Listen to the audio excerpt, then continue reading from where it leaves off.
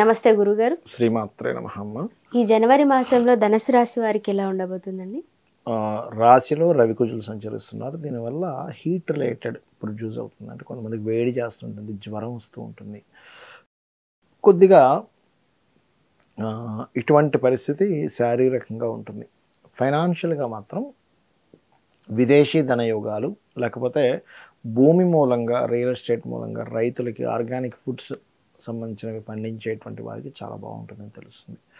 ఈ సమయంలో ఇన్వెస్ట్మెంట్స్ అనేవి జాగ్రత్తగా ప్లానెడ్గా కనుక చేస్తే, ఇన్వెస్ట్మెంట్ హౌస్లో 2 గ్రహాలు ఉన్నాయి, శుభగ్రహాలు ఉన్నాయి కాబట్టి మంచిది, అందులో ఎటువంటి సందేహం లేదు. బయట దేశాల్లో సెటిల్ అవుదాం అనుకునేటువంటి వారికి ఇది సరైనటువంటి తరుణంగా చెప్పుకోవచ్చు. అంటే మంచి టైం దిస్ ఈజ్. సంతానం కోసం ప్రయత్నం చేసేటువంటి వారికి కూడా చాలా బాగుంటుంది. రాజకీయంగా ఎదిగేటువంటి యోగము, రాజకీయ నాయకుల యొక్క పరిచయము, కొన్ని పుణ్యక్షేత్రాలకు వెళ్ళడం, పుణ్యతీర్థాలు చేయడం కూడా చూపిస్తుంది. కాకపోతే వీళ్ళకి ఏమిటంటే కొంత ఉద్యోగ సంబంధించిన విషయంలో ఆల్ ఆఫ్ సడన్గా మానేయాలనిపించడం, లేకపోతే మార్పు చెందడం లాంటివి జరుగుతాయి. ఈ విషయంలో కొంత జాగ్రత్తగా ఉండాలి. అయితే ధనస్సు వారికి సర్వసాధారణంగా ఏంటంటే శుక్రుడు షష్టమాధిపతి అవుతాడు. ఆయన 12లో ఉన్నాడు బుధుడితో. ఇలా ఉన్నప్పుడు కొంత రిలేషన్స్లో ఏదైనా సంబంధాలు కుదరడము, అండ్ అది కాకుండా ఈ 12వ స్థానంలో అనేటువంటి తండ్రి గారి ఆస్తి కూడా చెప్తూ ఉంటారు. కాబట్టి తండ్రి గారి ఆస్తి ఎప్పటి నుంచో డిస్ప్యూట్స్లో ఉన్నది కొంతవరకు క్లియర్ అవ్వడము ఇటువంటివి సూచిస్తున్నాయి. ఇక తండ్రి గారితో కూడా చిన్న గొడవలు వస్తాయి. ఎందుకంటే 9th లార్డ్ రవి కదా, అంటే ఆ పాజిటివ్ కోణంలో చూసుకుంటే అవి వస్తాయి. ఇబ్బందికరమైన బాధా కోణంలో చూసుకుంటే కొంచెం తండ్రితో ఉండే డిస్ప్యూట్స్ కూడా వస్తాయి. బికాజ్ ఆఫ్ మీకు ఇక్కడ రవి 9th లార్డ్ వచ్చేసి ఈ కుజుడితో కలిసి ఉండడం, రవి లగ్నంలో కూర్చొని, రాశిలో కూర్చొని, దీనివల్ల ఏంటంటే కొంచెం తండ్రి గారి కూడా కాస్త ప్రయాణాలు రావడము, లేదా తండ్రి గారి యొక్క బంధువర్గంతో ఏదైనా కొంతవరకు అతనికి లేదా అతని కుటుంబ సభ్యులతో అతనికి ఏదైనా చిన్న చిన్న డిస్ప్యూట్స్ రావడం ఇటువంటివి సూచిస్తున్నాయి. సో ఓవరాల్గా చూసుకుంటే సంతానం కోసం పొందేటువంటి వారికి చాలా బాగుంది ఈ యొక్క సంవత్సరం. మొదటి 5 నెలలు కూడా మనం మంత్ వైజ్గా మాట్లాడుకుంటున్నాం కాబట్టి ఈ మంత్ కూడా చాలా బాగుందని చెప్పి మనం తెలుసుకోవచ్చు. దత్తాత్రేయుడికి సంబంధించినటువంటి దత్త చరిత్ర చదవడం కానీ, దిగంబర శ్రీ పాదవల్లభ దిగంబర అనే నామస్మరణ కానీ చేసినట్లయితే అన్ని విధాలా బాగుంటుందమ్మా వీరికి. అయితే గురువుగారు, మీరు ఇప్పటిదాకా గోచారం ఫలితాలు చెప్పారు కదా, సో ఇవే చూసుకోవాలా, ఇంకా వేరే ఏవైనా కూడా చూసుకోవచ్చా? గోచార ఫలితాలతో పాటు మన జన్మజాతక ఫలితాలను ఉంటాయమ్మా. అంటే మనం జన్మించినప్పుడు, ఇప్పుడు మీరు జన్మించారు, మీరు జన్మించినప్పుడు ఉన్న గ్రహస్థితి అనేది ఒకటి ఉంటుంది. ఇది ఎట్లా తెలుసుకోవాలి అంటే మీరు జన్మించినప్పుడున్న సమయం తీసుకోవాలి. దీని ద్వారా లగ్నం తెలుస్తుంది. లగ్నం ద్వారా ఏంటంటే మనిషి ఏమిటి, అసలు ఆ వ్యక్తి ఏమిటనే విషయం తెలుస్తుంది. అదేవిధంగా సమయం ద్వారా లగ్నం ఎలా తెలుస్తుందో date, month, year, time, place of birth, వీటి ద్వారా ఆ వ్యక్తి జన్మించినప్పుడు నుంచి ఉన్నటువంటి గ్రహస్థితి తెలుస్తుంది. వీటి ద్వారా ఏమిటి లాభము అంటే, ఇప్పుడు మీరున్నారు, మీకు ధనం ఏ రూపంలో వస్తుందో తెలియాలంటే మీ ధనాధిపతిని పట్టుకోవాలి. మీకు ధనం ఇచ్చేవాడు అసలు ఎవరు? ఆ ధనాధిపతిని మనం తెలుసుకోవడం ద్వారా ఏం తెలుస్తుందంటే మీరు ఏ రంగాల్లో బాగా కలిసి వస్తుంది, ఎప్పుడు మీరు ధనం ఇన్వెస్ట్మెంట్ చేయాలి, ఎప్పుడు ఇన్వెస్ట్మెంట్ చేయకూడదు. కొంతమంది షేర్స్లోని, మ్యూచువల్ ఫండ్స్లో ఇన్వెస్ట్మెంట్ చేస్తుంటారు. రైట్ టైంలో ఇన్వెస్ట్మెంట్ చేస్తే డబ్బులు వస్తాయి, రాంగ్ టైంలో ఇన్వెస్ట్మెంట్ చేస్తే పోతాయి. అది తెలుస్తుంది. అలాగే కుటుంబ వ్యవహారాలు తెలుస్తాయి, కుటుంబంతో ఉండే రిలేషన్స్ తెలుస్తాయి 2nd హౌస్ వల్ల. ఇప్పుడు 3rd హౌస్ రీడింగ్ అని ఉంటుంది ఆస్ట్రాలజీలో. ఈ 3rd హౌస్ రీడింగ్ వల్ల ఏమిటంటే మీకు అన్నదమ్ములతో సఖ్యత ఎలా ఉంటుంది. కొంతమందికి అన్నదమ్ములతో గొడవలు ఉంటాయి, కొంతమందితో మోసపోతారు, కొంతమంది వాళ్ళే సపోర్ట్ చేస్తారు. అది మీరు తెలుసుకున్నారనుకోండి, ఓకే నేను అన్నదమ్ములతో వెళ్తే ఇబ్బంది అవుతుంది, అలాంటప్పుడు ఏదైనా బిజినెస్ అనుకుంటే వెళ్ళరు. అలాంటప్పుడు ఎందుకు గొడవలు వస్తాయని తెలిసింది, దూరంగా ఉంటారు. అంటే ఇట్స్ వెరీ క్లియర్లీ మన జన్మజాతకం మనం ఏమిటి, మనం ఏం చేయాలి, ఏం చేయకూడదు, ఎప్పుడు ఎలాంటి నిర్ణయాలు తీసుకోవాలని చెప్తుంది జ్యోతిష్ శాస్త్రం. అదేవిధంగా 4th హౌస్ రీడింగ్ అంటారు ఇందులో.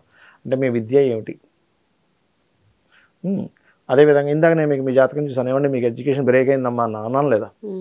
మీరు చెప్పారు, మీరు నాకు చెప్పలేదు, ఫస్ట్ టైం చూడడం అన్నాను లేదా? అట్లా తెలుస్తుంది అనమాట. అట్లాగే రెండవది ఏంటంటే ఇక్కడ